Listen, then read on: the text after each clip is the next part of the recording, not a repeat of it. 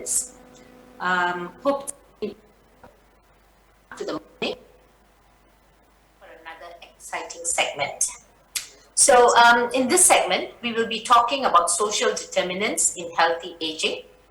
And as we know, there are many factors that can be identified as social determinants.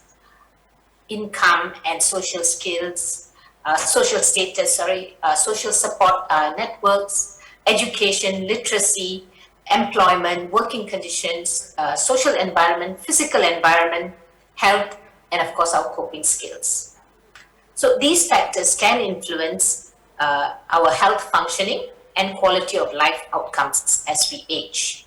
So today we have three eminent speakers who will share with us their knowledge and experience in some of these social determinant aspects, and how these factors can positively or negatively impact us.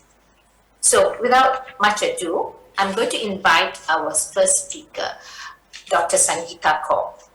Dr. Sangeeta Kaur is currently an academic teaching epidemiology and public health, and has been actively coordinating community health fieldwork in semi-urban and semi-rural areas. Her passion has been in development work and research using evidence that evolves around ecological issues in human life.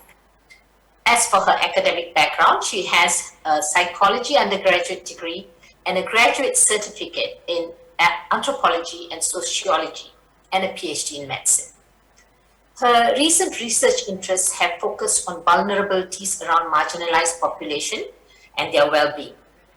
And with the complexity revolving around COVID-19 pandemic, she has started to explore the social integration approach concentrated on roles and activities towards a more network-orientated system catered for populations such as women and older people. The aim is to ensure that minority and vulnerable groups are empowered and motivated to sustain self-care and self-resilience, and to prevent or manage physical and mental health issues.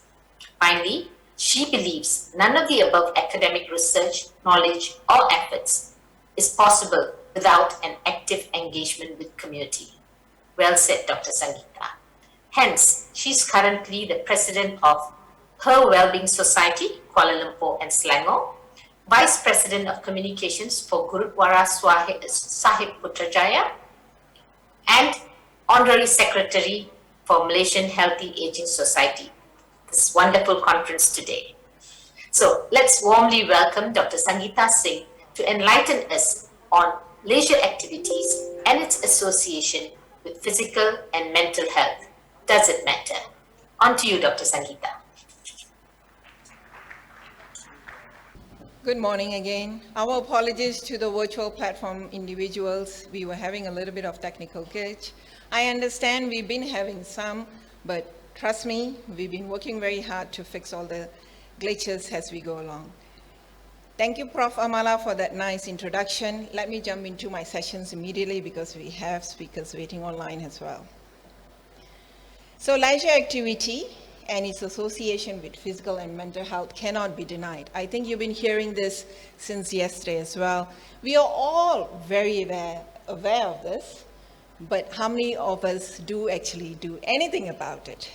Okay, that's the whole point of today's talk, talking about that leisure activity and physical activity does not have to be two different things as long as you get the right muscles moving, okay?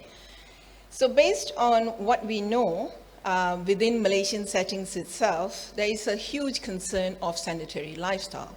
And this becomes more alarming as we are aging.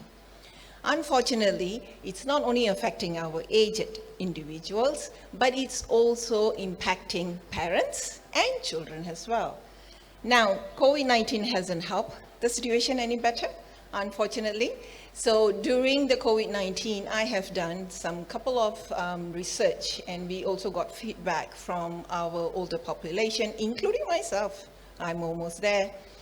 So we know that we have major issues with chronic diseases, functional status, psychological factors, and well-being, including social outcome. Now, being Asians especially Malaysians, we tend to tell our parents, we tend to tell our elders, you know, you are retired now, so there's no need to work hard. There's no need to go out all the time by yourself. If you do need to, please call me. And we know how not available everyone is. It's a very busy time for every individuals. So we actually make our parents or our older population dependent on the sandwich generation. Now the sandwich generation are caught between their children and their parents. So it becomes really difficult task for them to do. Therefore, the dependency really increases too much. And because they feel bad that they're taking up your time, they tend to stay at home. Now, 1 year, 2 year may be okay, but it slowly becomes an issue with mental health. So this is why there is a need for us to take care of this, especially with the alarming numbers that we can see on the screen here. These are the local prevalences on the issue that we are facing within Malaysian context itself.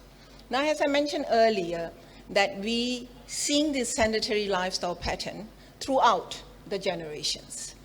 And this is why we are encouraging the fact that it should be a family-based activity, so that we encourage this from young to the tomb. Okay, we make sure that everyone is doing some form of activity, because mental health is honestly, I don't know whether we should be grateful to the pandemic, but because of it, it really raised a lot of awareness that we need to focus on mental health. As a public health specialist, I can tell you the first epidemic we were concerned was infectious disease. Then the second one, we saw the trends in non-communicable diseases. There's a huge curve coming our way, which is the mental health. If we don't do something about this now, we will certainly have a huge problem on our hands, which we are already seeing now in Malaysia as well. Now, based on some of the surveys that we have in Malaysia itself, it's saying that the leisure activity among Malaysians, as you can see, the numbers are not very well. Yeah, and so the funny thing is, they always blame it on the rain. We are very scared of our rains. And I used to have people tell me that, you know, why are you so afraid of your rain? It's not like you're going to melt. But you don't know Malaysians' rain, isn't it? It comes with a thunderstorm. It comes with freshwater floods. So this is becoming another alarming issue among us.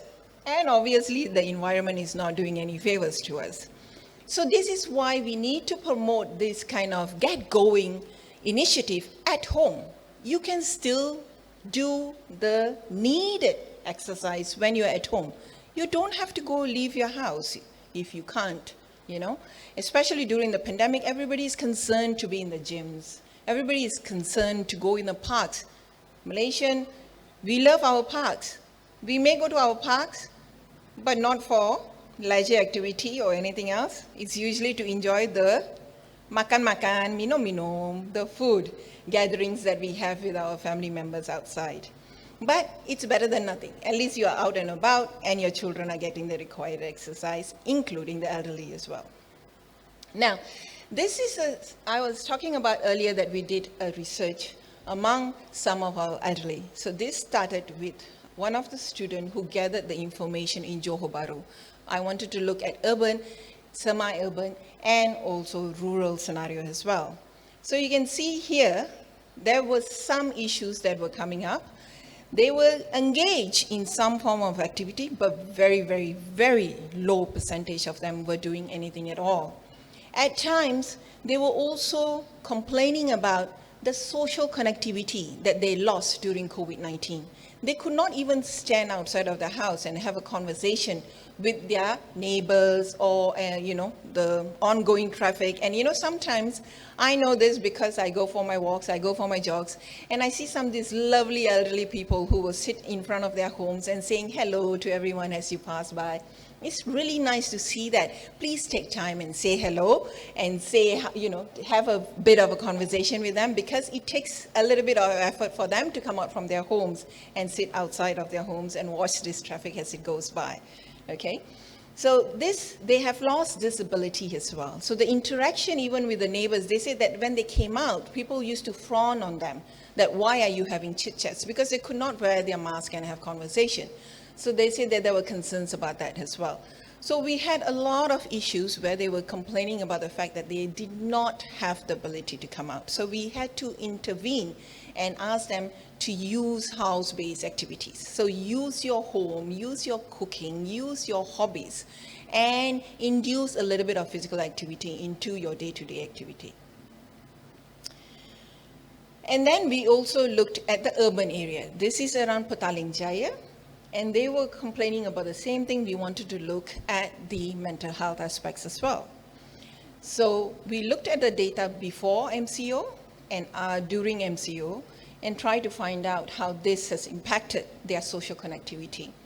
As you can see here, that there were really some concerns about, especially when we ran a DAS. This is to capture the stress, anxiety, and depression among those who were isolated in their households. And there were some concerns. So they were saying that, yes, it's nice to catch up with the family, but it's really dry when we are doing it on virtual platform. We don't get to see them. We used to cook for them when they come over. Now we don't even get to do that. Sometimes I don't even cook for myself because, there's no one here. So these issues were very, very alarming. So we need to do something about this. And this is why I'm actively engaged in community, because we know families cannot come. During MCO, they could not travel. So we initiated something that somebody could go to their household, talk to them, get them engaged into something, maybe even take their pets or something for a walk in a safer manner, all right? At times, we know mobility becomes an issue, and that is why we are saying that, use forms of leisure activities such as this displayed on the screen, interact with them on this aspect. Because the other thing is, we are seeing that our elderly, especially in Malaysian context, I don't know whether you'll agree with me or not, but I see this a lot and I'm getting very concerned about it. Our elderly are sitting down on our social media for many, many hours. They are so logged into it, yeah? They really want to catch up with what's happening in the world and all that goes around as well. Oh, the time is catching up, so I need to go quickly. So what can we do? Wow, first thing on the agenda, let's have sex. So we can improve some of our leisure activity through this form of activity. But I'm not promoting it. Please do not take me wrong. Okay. Share your wisdom. Have these interactions going on with the younger ones. Talk to them. Especially, sometimes the middle generation, they'll tell us that our elderly don't listen to us. Then use your grandchildren. Use the grandchildren to talk to them because they are much more patient than we are. Obviously, eat less. Everybody telling Datin Ranuga that she looks fabulous. She's our treasurer. And the reason why she told me her reason is because she's only taking one meal a day. But still eat healthily and take a little snacks in between the day. But yes, eating less will help. Exercise, without a doubt. And please do take care of your skin. This is very, very important. Yeah. And maintain social circles. Now, you may need to build new ones, which is, again, proven by evidence, better for your mental health. Eat oily fish, Malaysia, yes, we can have that. And the other things are listed as well here, all right? I will not go beyond this, but please note, all our presentation and our recording will be made available. You can go through it. It will be available to you for 1 month after the conference. Thank you so much. I'll now give it back to the chairperson.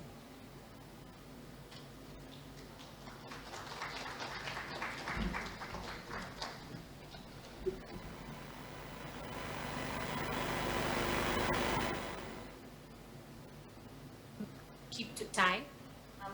But yes, we do have some questions for you at the end of this session. So let's move on to our next speaker, Dr. Teo Gate Kin. She's currently a lecturer in Master of Counseling program at the Department of Psychology at IMU. She's a registered counselor and has been in practice since 2001. with various NGOs. She has written books and articles on aging-related studies, some of it being a practical guide to promote social participation in older persons, left behind Malaysian aged parents and their experiences with adult children's migration, and conducting community-based participatory research in an urban Malaysian community, lessons learned and challenges in establishing partnership. She has been invited as expert reviewer for Aging and Society Journal and is actively involved in aging-related research. She's also actively promoting support for elderly care through group counseling. So, let's now hear Dr. Teo, who will be sharing her thoughts on strategies for social connectivity in times of pandemic and the future. Over to you, Dr. Teo. Good morning. My name is Kim. Yeah, I'm a registered counselor, and I'm happy to be here today to share with you the strategies for social connectivity in times of pandemic and the future. And I would like to thank Malaysia Healthy Aging Society for the invitation to share in the 10th Malaysian Hybrid Conference on Healthy Aging, 10 Pillars to Living Longer, Healthier and Better. Yeah, hope we all can live longer, healthier and better after the conference. So this is how it looks like, yeah, before pandemic. Yeah, we have data rate, yeah, people gather together in Malaysia, society, people hang out in Mama for data rate, people gather for dim sum and feasting during festive seasons. And besides, we also have many outdoor activities, as we have, sun all over the year. Yeah, so these are the social, we have a lot of social connectivities, before the pandemic. However, even before, the pandemic, social isolation has been a serious health issue. According to WHO, social isolation and loneliness is important, yet is neglected. Neglected as a social determinant of the health of older people. It is a widespread issue, and some countries reported to have 1 in 3 older people feeling lonely. The estimated health costs for social isolation among older adults in the US was estimated to be 6.7 billion in annual federal spending. So there's a huge amount of money. And social isolation and loneliness shorten older people's life, damage their physical and mental health, and also reduce the quality of life. So it's quite a serious issue, yeah. And it is increasingly being recognized as a priority in healthcare concern. How about in Malaysia? Yeah. Mainly in Malaysia, many older people who reside in urban areas are affected by social isolation. More studies are actually needed to know the variation among the older person who are affected by social isolation. Though it is widely known that many adult children left their older parents behind due to migration, there are also many older singles among the community dwellers who might be isolated from social connection. Understanding the needs and support of older singles is crucial to determine their welfare, as the number of older singles are expected to increase in years to come. While the seriousness of social isolation is becoming a public health concern, social connectivity should be emphasized, particularly its benefits are multifold and well documented. It has positively associated with health, psychological well-being, connective functioning, and quality of life. And these are the strategies I'm going to share with you. We know so much about social connectivities, so much good things about social connectivities. And these are the strategies which is proposed by the WHO.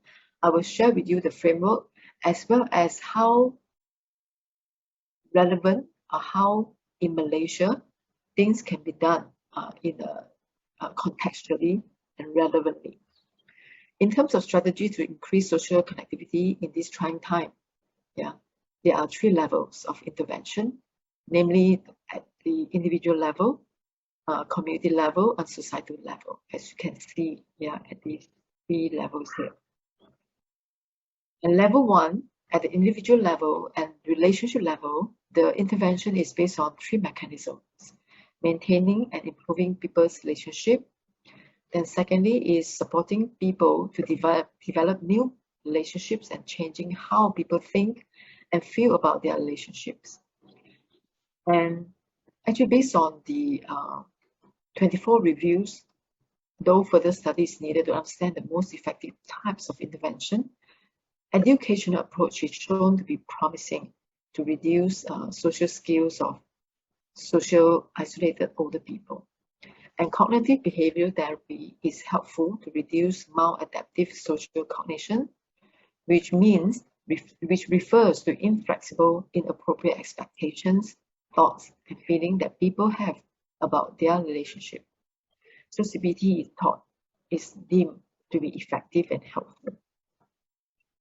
Though the usage of digital intervention has increased over pandemic, but its effectiveness to curb social isolation has yielded mixed results.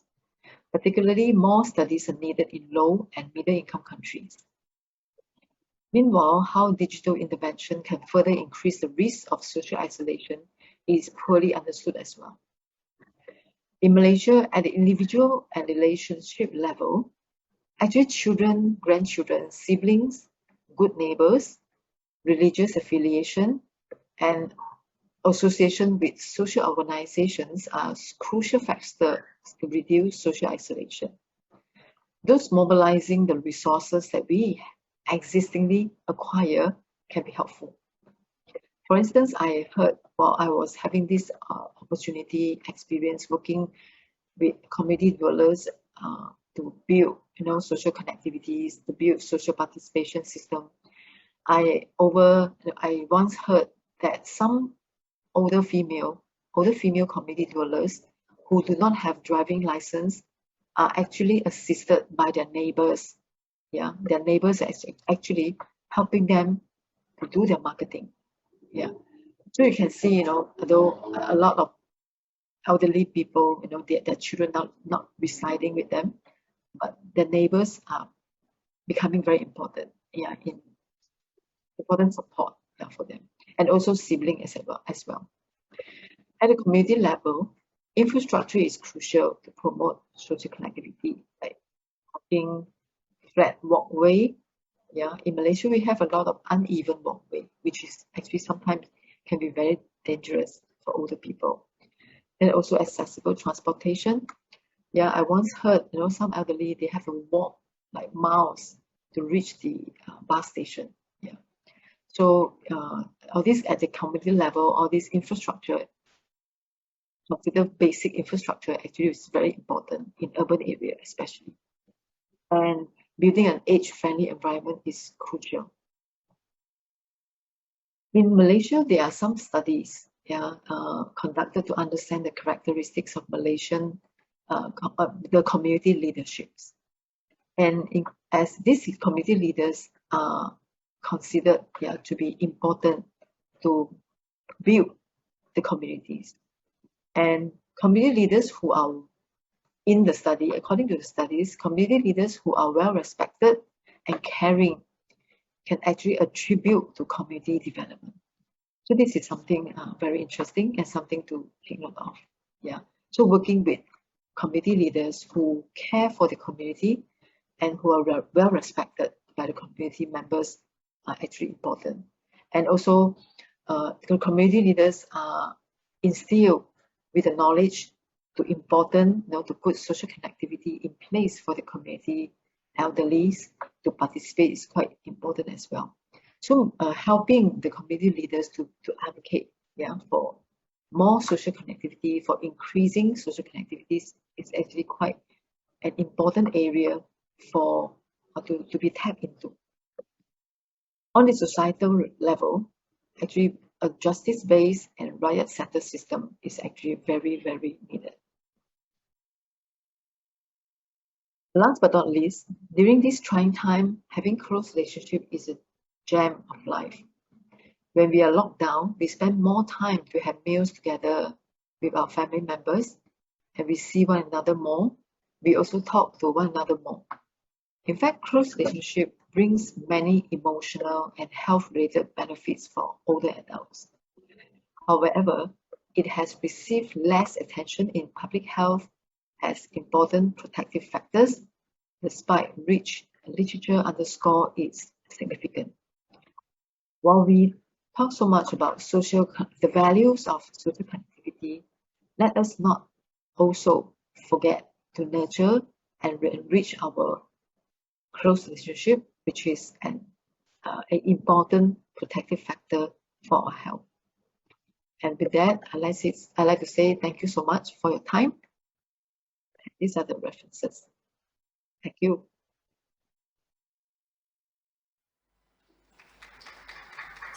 Thank you, Dr.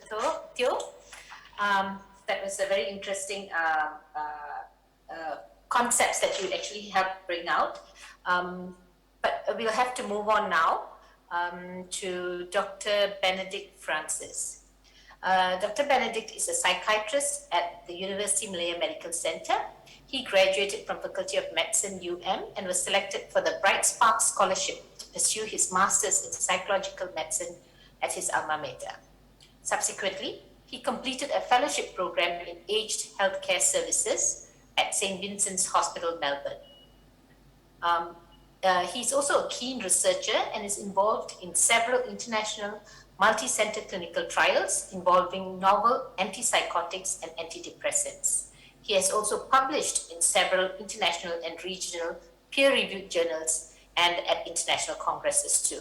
He was part of the Ministry of Health's National Advisory Board committee that drafted the guidelines for prescribing and dispensing esketamine, a novel adjunct antidepressant treatment. He's currently the Vice President of the Early Career Psychiatrist Chapter of the Malaysian Psychiatric Association. Dr. Benedict's passion is in the mental health of older adults, particularly with regards to psychosocial interventions to combat the behavioral and psychological symptoms of dementia. So with great pleasure, we have with us Dr. Benedict, who will share aspects that certainly has crossed our minds in the last 2 years with the pandemic and the MCO. Physical or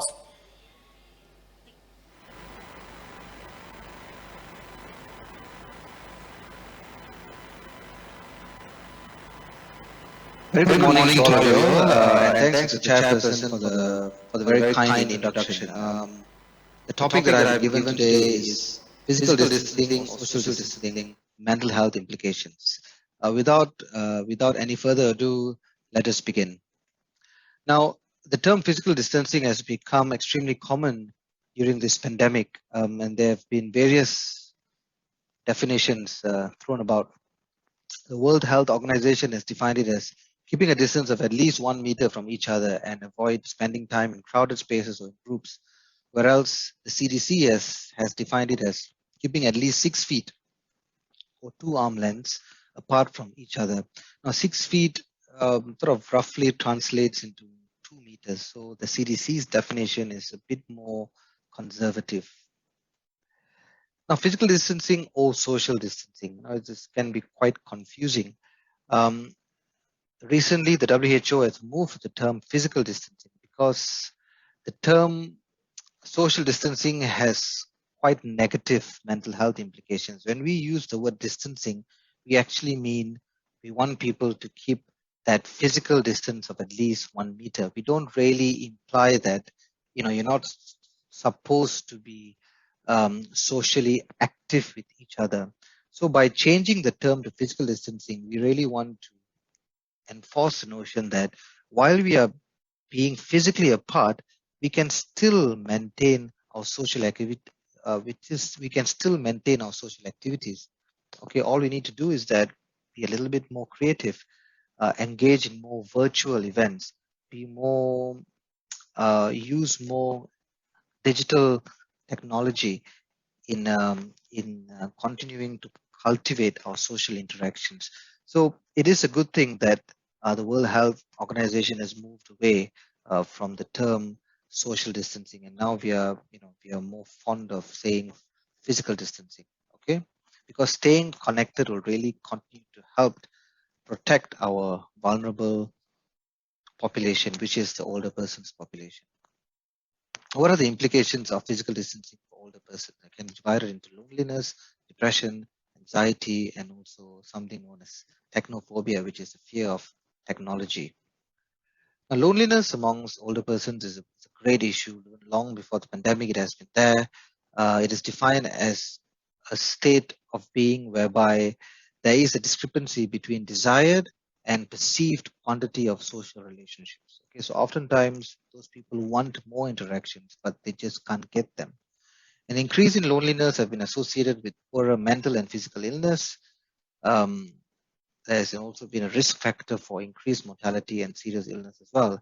Recent work has also found that there's an inverse relationship between loneliness and cognitive abilities. So what we found is that if a person there is increasing loneliness, you're also going to increase the risk of eventually developing dementia. Now, this group of authors have done some work on social distancing or distancing and the phenomenon of loneliness. And they studied more than 3,000 adults there in America. And what they found was that canceling or postponing social activities and avoiding contact with others were associated with 33 times more loneliness amongst older adults. Okay, and being male, having higher education level and more income were actually associated with increasing loneliness. This is pretty interesting data.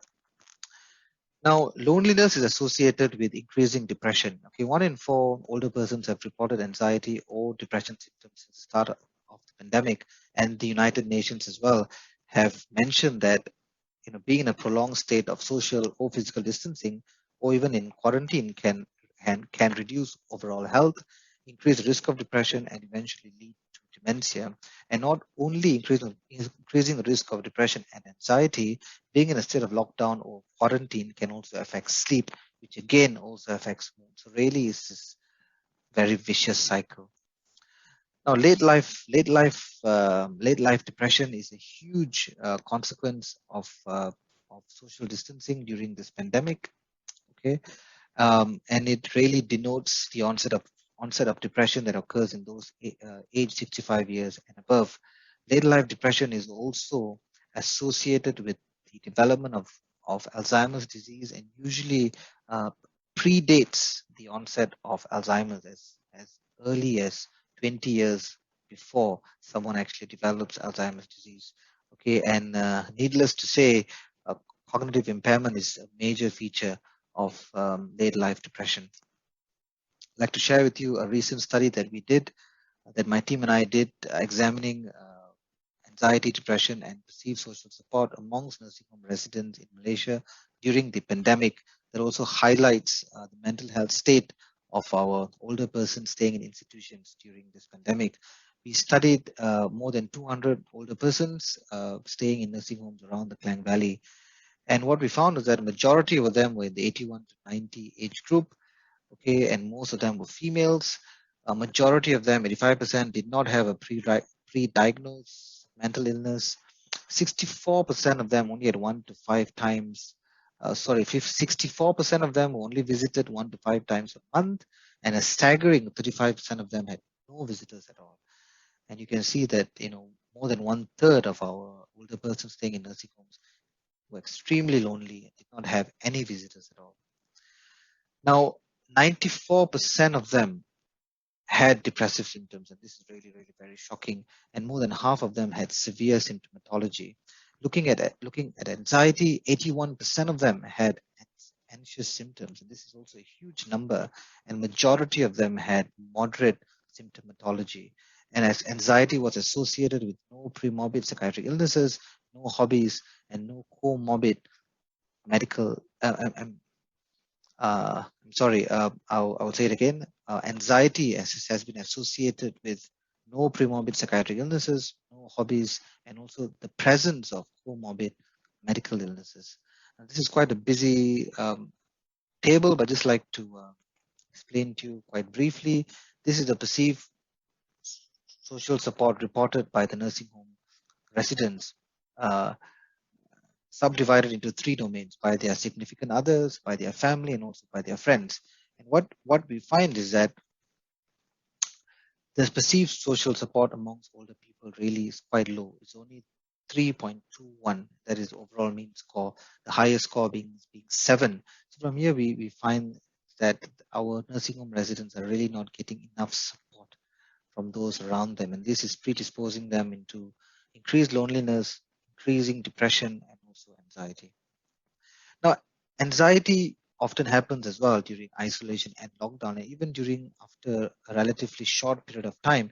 This is a Turkish study that was done recently, and this found that even after 10 days of lockdown, 31% of them had strong anxiety symptoms. Okay, and the risk factors for developing anxiety were being female and having economic or financial loss.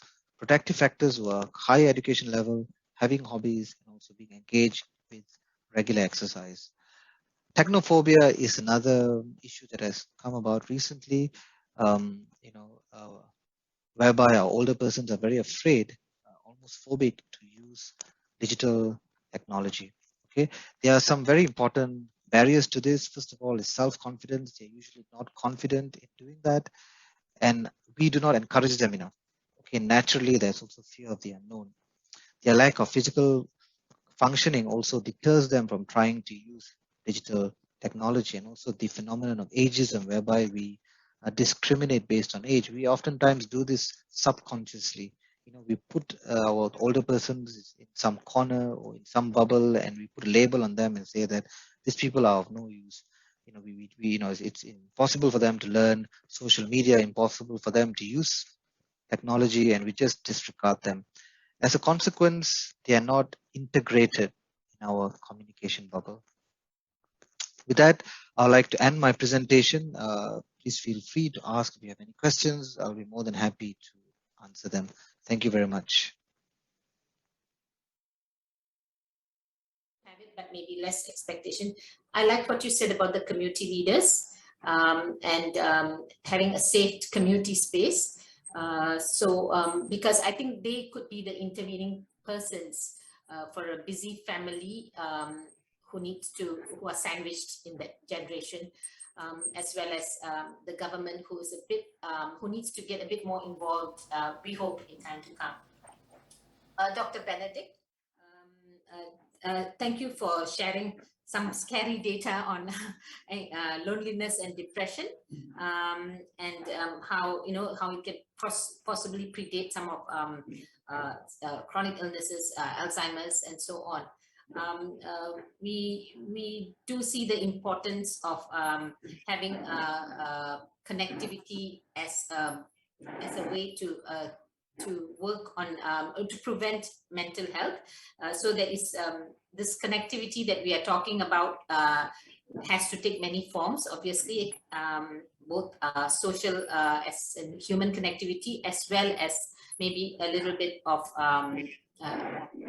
IT related or social media related connectivity. So thank you to all our 3 speakers who have done a wonderful job and have tried to keep to time as much as possible.